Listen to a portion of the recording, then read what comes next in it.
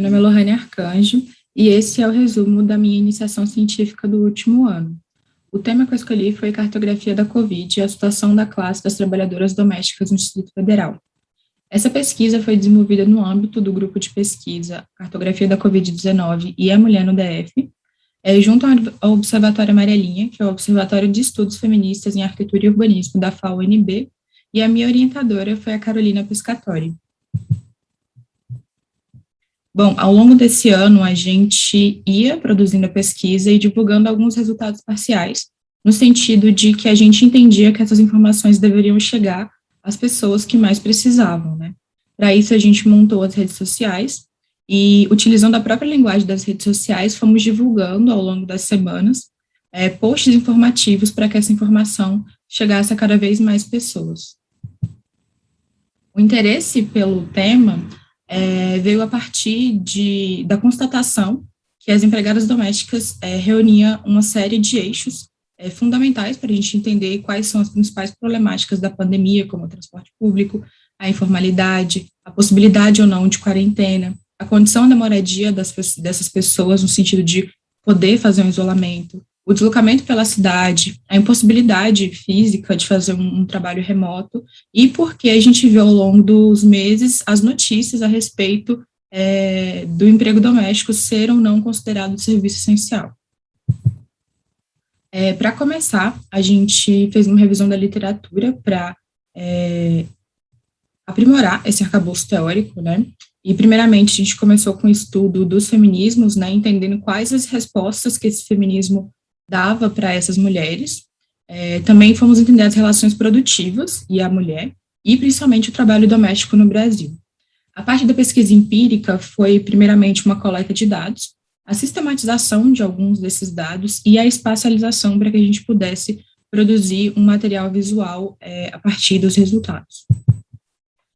Bom, os primeiros resultados, os nossos primeiros percalços foram uma certa pouca distância temporal do fenômeno, né, o que dificulta algumas análises, até porque a gente está passando ainda pela pandemia, né, pelo isolamento, então algumas coisas foram um pouco difíceis de entender, até porque o fenômeno ainda está em curso, né, e estando em curso, a gente ainda não tem respostas fechadas para várias questões que a gente gostaria de levantar. Alguns dados insuficientes no sentido de que a gente, por exemplo, não sabia quem são as profissões mais contaminadas, por exemplo. Os dados que a gente conseguiu pela Codeplan e pela Secretaria de Saúde eram muito gerais, só permitiam uma visão muito aérea do que era esse impacto, né, na população do Distrito Federal. E o cruzamento de dados, apesar da gente ter, em 2018, a última pesquisa de emprego e desemprego das trabalhadoras domésticas, e ao mesmo tempo ter os dados de contaminação, de deslocamento, a gente não sabia exatamente quem são essas pessoas que estavam se contaminando, as pessoas que estavam morrendo, as pessoas que estavam se deslocando dentro desse ônibus. Então, foi um pouco difícil no sentido de dar com certeza a partir dos dados que a gente tinha disponível pela Secretaria de Saúde, pelos boletins. E apesar dos percalços, a alternativa que a gente também encontrou foi fazer a pesquisa, a gente mesmo montar uma entrevista semi-estruturada e, a partir disso, ir atrás das pessoas e realizar essas pesquisas. E aí, uma das coisas que a gente achou interessante de contar, primeiramente sobre a renda, né, muitas dessas mulheres perderam a renda, ou perderam o emprego totalmente, ou perderam parte da renda, e tiveram que depender somente do auxílio emergencial, ou ir atrás de outros tipos de fonte de renda, porque não receberam esse auxílio. Sobre contaminação e isolamento, muitas dessas mulheres não sabiam se haviam se contaminado ou não. E ao longo de todos esses meses puderam ficar em isolamento quando pegaram a doença, mas fora esse período elas não puderam exercer o isolamento social. Nesse sentido, a gente fez algumas perguntas que eu acho interessante de colocar sobre a perpetuação dessa ordem, né?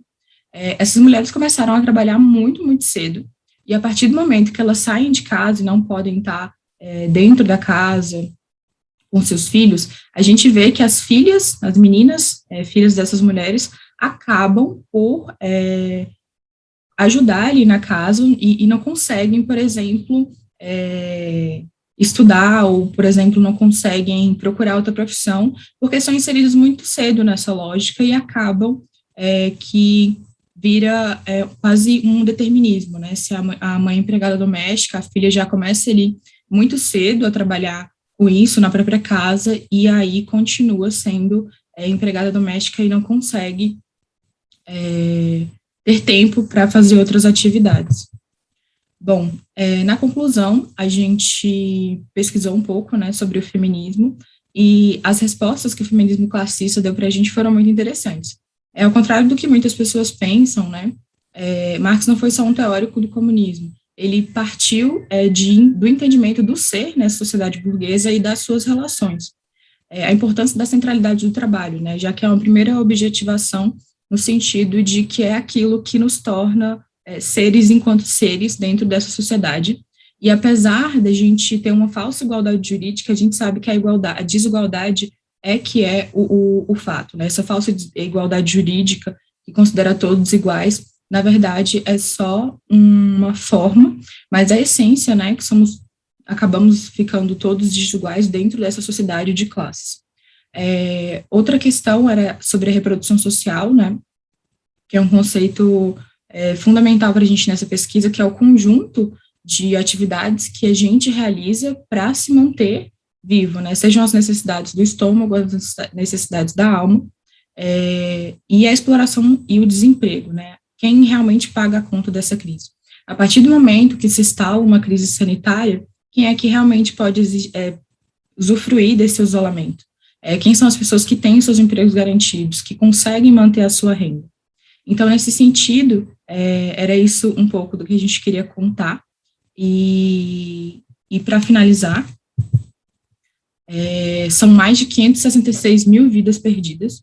A gente poderia não estar nesse cenário, a gente poderia ter muito menos mortes, a gente poderia não estar passando por essa situação. E ao longo da vacinação, né, a gente percebe o quanto a ciência pode dar respostas muito contundentes contra essa crise, mas se a questão política não acompanhar a ciência, a gente acaba perdendo vidas e acaba perdendo pessoas, como nessa tragédia gigantesca que foi a pandemia do coronavírus. Muito obrigada.